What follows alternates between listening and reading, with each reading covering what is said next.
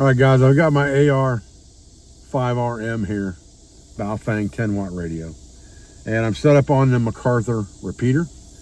I've set this thing up in Chirp to have most of the fairly local repeaters in here, and I've set it up to have channel names instead of channel numbers. For EmComm, it's easier for me to just flip through the names and know where those repeaters are at than it is for me to try to mess with the channels. I can always go to the B side if I want to monitor a different channel or go to a different channel or plug a different channel in. So right now, I'm on the A side. We're going to talk a little bit more about these radios and why I really like these for EmComm in a few minutes. Let's try and hit this repeater and see what happens. Kilo Echo 8, Sierra Papa Sierra, monitoring this repeater.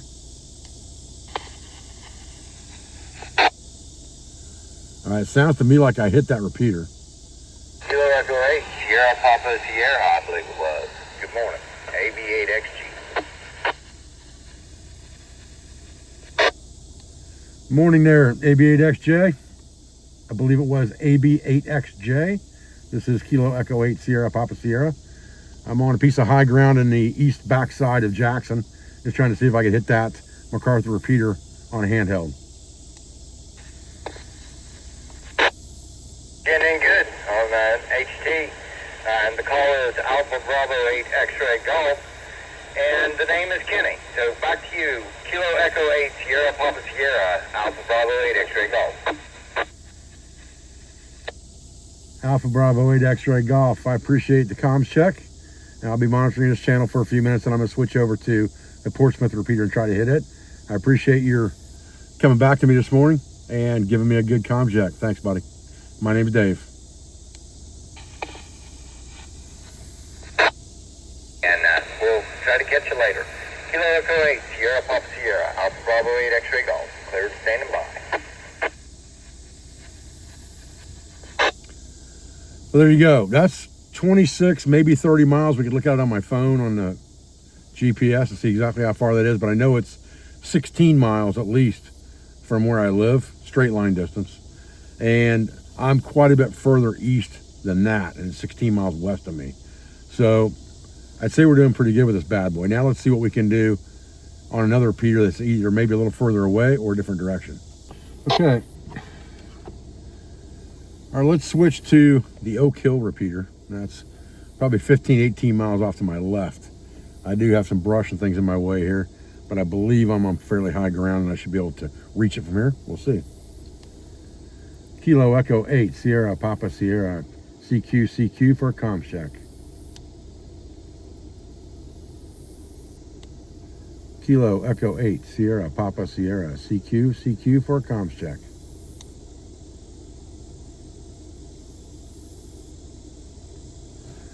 Okay, that repeater didn't hit me back. I may not be hitting it. 33, 35. This is going to be a really long shot. We're going to try the Zaleski repeater, and that thing is probably 35 miles from here. But I should be on high ground in the correct direction to have an opening wide enough on the horizon to possibly hit it. We'll try it and see what happens. It's just an experiment. Kilo Echo 8, Sierra Papa Sierra, CQ for a comms check. It sounded like I hit the repeater. It didn't bleep back to me with Morse code identifying the repeater, but it did break squelch. So I'm going to say I might have hit that repeater. I would know for sure if somebody came back to me.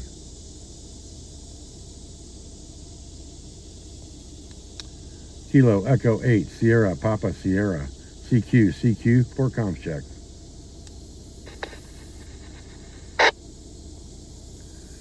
I'm definitely hitting it. It's not identifying back, but I'm hitting that repeater. But there may not be anybody listening to it either. And that's part of the problem with EmComm, is you have to have someone listening before you're gonna be able to talk to someone. That's kind of a crapshoot. So the more of those repeaters that you can hit from certain areas of your county, you're going to be better off in an EmComm scenario to try to figure out where you need to be to hit those repeaters. I can hit that MacArthur repeater from the top of my hill at my house, right on my front porch. But this is a lot further away than that, so I want to see if I can hit it out here. Let's see what the next one I've got on my list is here. Gallipolis, okay? Gallipolis is the opposite direction. Pretty good long ways, probably at least 35 miles from here. So we'll see what happens. I got some stuff in my way possibly too of hitting that repeater, but we'll try it anyway. Kilo Echo 8 Sierra Papa Sierra CQ for comms check. 8ATG repeater. We hit the Zaleski repeater, or the Gallipolis repeater for sure. As it came back to us identified. We absolutely hit that repeater. And again, it's probably 35 miles in the opposite direction here. That's pretty good. Kilo Echo 8 Sierra Papa Sierra CQ for a comms check.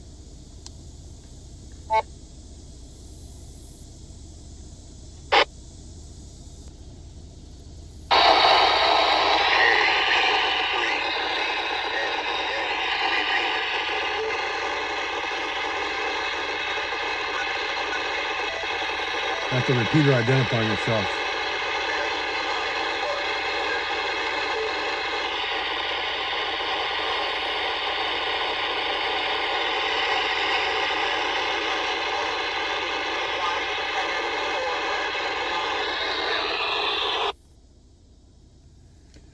I can hear somebody in the background on that thing, but it's coming in really bad from here.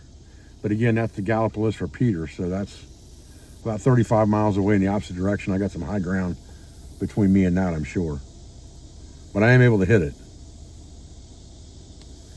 Kilo Echo 8 Sierra Papa Sierra CQ for a comms check.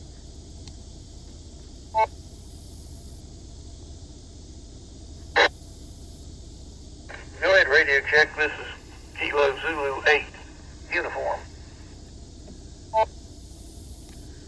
Kilo Zulu 8 uniform. This is Kilo Echo 8 Sierra Papa Sierra. I'm on the east side of Jackson on high ground here, just trying to get some comm checks with a handheld. You're getting into it full quieting. I'm in Pomeroy, Ohio. Okay, so you're in Pomeroy. That's not, and you're hitting the Gallipolis repeater. Are you on a base or are you mobile? I'm on a base. Well, thank you. I appreciate the comms check from Pomeroy. Again, I'm on the east side of Jackson, but I'm on pretty high ground. Just trying to get some comm checks around the area for local repeaters for EmComm use later on. Okay, it's good for a handheld. Yeah, it's doing good. Thank you, buddy. Kilo Echo 8 Sierra Papa Sierra. I'll be monitoring it out. KZ8, you monitoring it out. Pretty good, man. He's in Pomeroy, which is down toward the West Virginia line, away from Athens a little bit, if you know Ohio at all. But that's actually kind of a triangulation hit for me because he would be west of the Gallipolis repeater. I'm west of the Gallipolis repeater, but we're at an angle probably of about 45 degrees or so from each other. So that's a pretty good contact to know that I can talk to someone on a base in Pomeroy with this handheld. We're going to talk more about this handheld in a few minutes. All right, so one thing we should talk about while we're doing this video, this is the AR5RM Baofeng. It's a 10-watt radio. It comes completely unlocked from the factory. You don't have to unlock it. However, I'm talking on a ham radio band, 2 meters, and I have a ham radio general operator's license. That allows me to legally communicate on ham bands and test my EmComm throughout this county to see where I need to be to hit certain repeaters. And that's really kind of the importance of the whole license thing, no matter how much we might not like it, is it allows you to get on these radios and actually practice this stuff before you need it.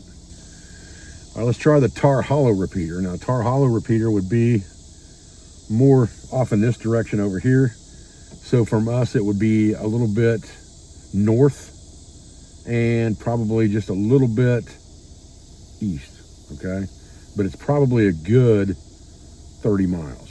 So let's try that out, see what happens. Kilo Echo 8 Sierra Papa Sierra CQ for a comms check.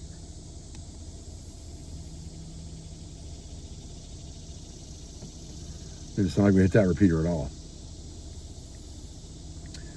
There may be some stuff in the way off over here on this side and maybe keep us from getting there. Again, you know, you got to have high ground with these, line of sight, right?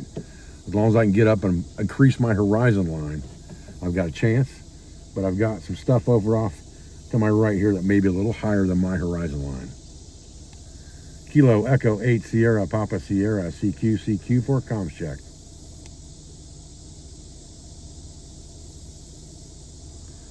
Or the repeater could be down. There's always that chance. Okay. 38. All right, this is the Scioto Trails repeater. And this is in just outside Chillicothe, which is about 35 miles, 40 miles from my home. Increase that by about 6 or 8 miles where I'm at now. Okay? And it's coming in really bad stealth wise. So people may be talking on it and I can't hear them.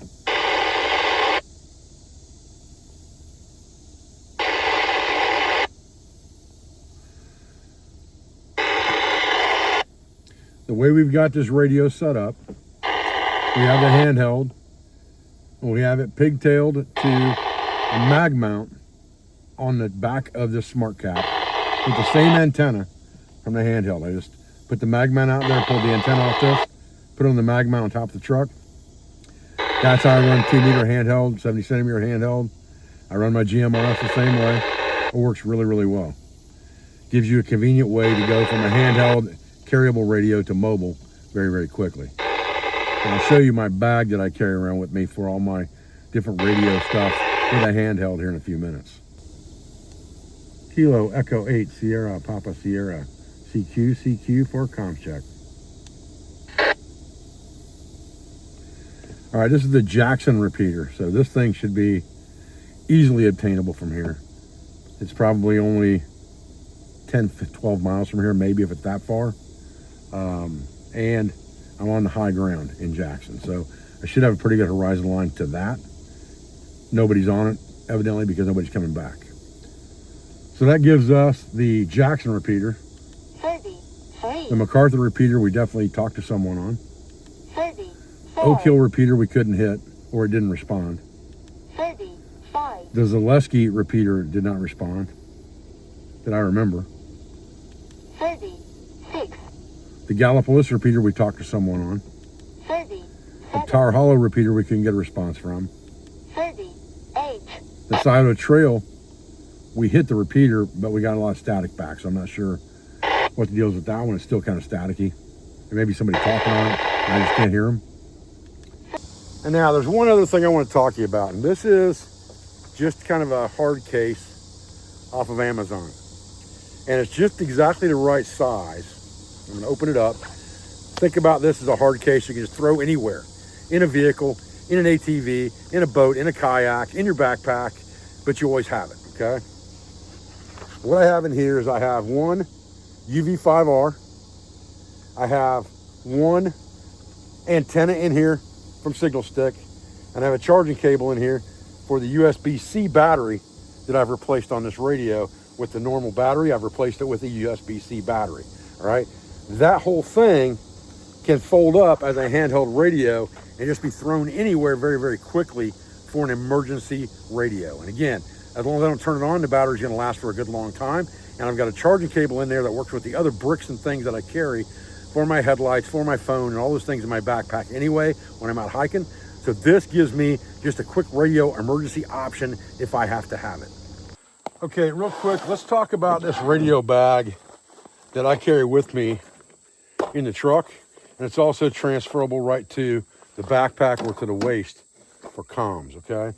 But this allows me to set up a lot of different scenarios if I need to with this handheld radio. Number one, what we did today was we put this mag mount on the roof with the antenna right off the radio on it. That gives me a mobile communication situation where I've got the top of my truck to give me the height I need, and then I can drag this cord right into the window, and I have basically a mobile station from my handheld. I also have a ladder antenna here, UHF, VHF. I can hang this up in a tree to get a higher horizon line if I need to. I've got a set of adapters in here from Radio Made Easy that allow me to plug into just about any type of coax I have And I also have a splitter here for wire antennas if I need to make an antenna on the fly. I have a cattail in here. That's an antenna that goes around on a backpack. If I want a lower profile, I don't want something that's sticking up in the woods, smacking on things like this does, I can put this cat on there and take this cattail and wrap it around through my backpack webbing, and it works well for that. I've got a notebook in here, just a Write in the Rain index card holder, basically. So it gives me a notebook on the fly to jot down notes and things when I'm on the radio. I'll wrap this back up in here. Drop this stuff on top real quick. Just like this. Put this off to the side. And then in this small pouch here, what I have is I have a setup in here that is basically a Pactenna dipole or vertical adapter that's got a coax adapter on the bottom of it that I can plug the coax into right here. And then you can plug antennas in here and here. So I've got a couple signal sticks in here rolled up. That gives me the option of either a dipole antenna with one on each side or vertical with one on the top. And you have these wraps here that will wrap this thing around a pole or a mast. And you have a place to hook up coax, and you can hoist this thing up in the air with a mast or what have you. And it gives you another option for an antenna, okay? And then I have some coax in here for that setup, and I have an extra cable in here for charging my USB-C batteries. The only thing I don't have in this kit right now, because I just ordered it, is a spare USB-C large battery for this 5RM. That should be here in a couple days, and it will also go in this kit. All right, so now let's talk real quick about why I'm so fond of these radios for EmComm or for a backpack or for hiking, what have you. And it's really because they do a lot of other things. Number one, as we talked in the last video, obviously they are or can be or are unlocked when you get them. So they'll talk on lots of different frequencies, or at least listen on different frequencies. And if you have a license, you can then talk on those frequencies as well. Unless you're talking about MERS and FRS, you can talk on those no matter what, okay? However, with all of that said, and forgetting that last video and not dragging that into this video, what I want to say is that the UV5R platform is the same as this and it has the same functions. So when I show you the functions on this AR5RM, it has the same functions as a UV5R. So one of the things that I like about this is, number one, it has 9 weather stations on it, okay? So I can take this radio and I can turn it on, and it's got dual frequency monitoring, but I can also put it on the lower frequency, and then I can change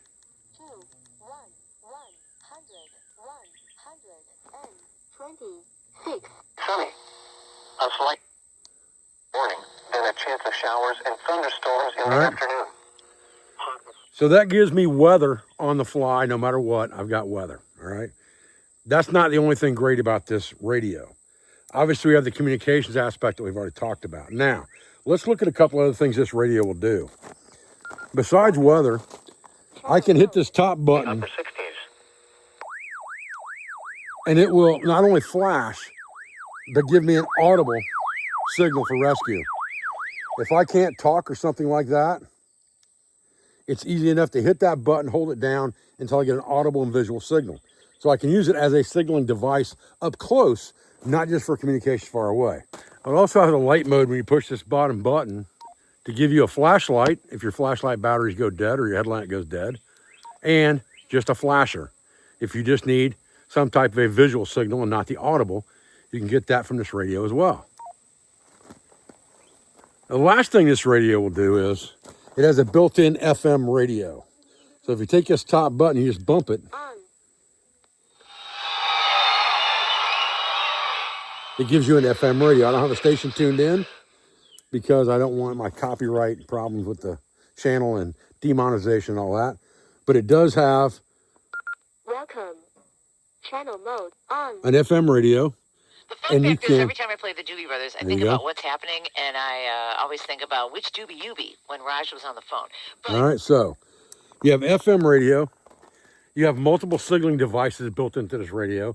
You have weather, and you have the communications. So you have a lot of things that this radio will do, not to mention all the frequencies it will transmit and talk on top of that, for a $30 radio.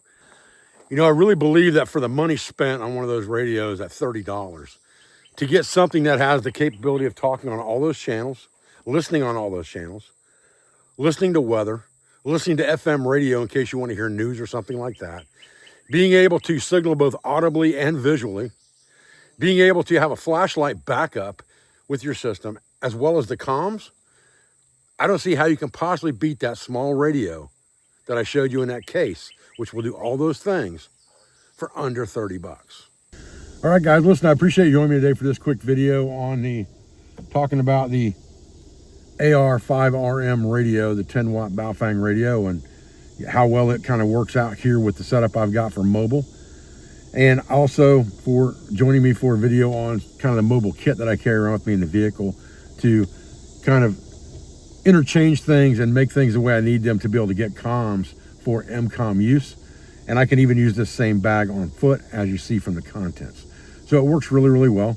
I appreciate your views. I appreciate your support. I thank you for everything you do for my school, for my family, for my business, for all of our sponsors, instructors, affiliates, and friends. I'll be back with another video as soon as I can, guys. Thanks.